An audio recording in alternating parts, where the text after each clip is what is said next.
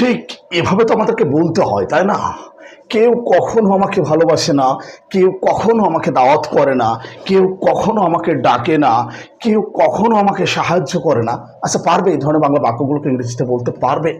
যদি স্পোকেন ইংলিশে ভালো করতে চাও, এই ধরনের বাংলা বাক্যগুলোকে ইংরেজিতে বলা শিখতে হবে। আচ্ছা দেখো, এই যে বলছি যে কেউ কখনো আমাকে ভালোবাসে না, কেউ কখনো আমাকে সাহায্য করে না, কেউ কখনো আমাকে ডাকে না, এই যে কেউ কখনো না, এটাকে ইংরেজিতে বলে কি জানো? নোবডি এভার অথবা নো ওয়ান এভার।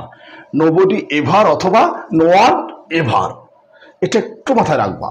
এই যে কেউ কখনো না, নোবডি এভার অথবা নো ওয়ান এভার, জাস্ট এইটা। এখন দেখো, যদি এভাবে বলি যে কেউ কখনো আমাকে দাওয়াত করে না, কি হবে? Nobody ever invites me, nobody ever invites me অথবা no one ever invites me.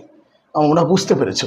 কেউ কখনো আমাকে সাহায্য করে না, কি হবে তাহলে?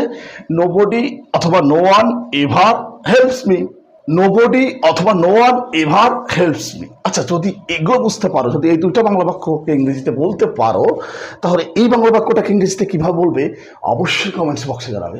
কেউ কখনো আমাকে ভালোবাসে না, কেউ কখনো আমাকে ভালোবাসে না, এই বাংলা বাক্যটাকে ইংরেজিতে কিভাবে বলবে অবশ্যই কমেন্টস বক্সে জানাবে।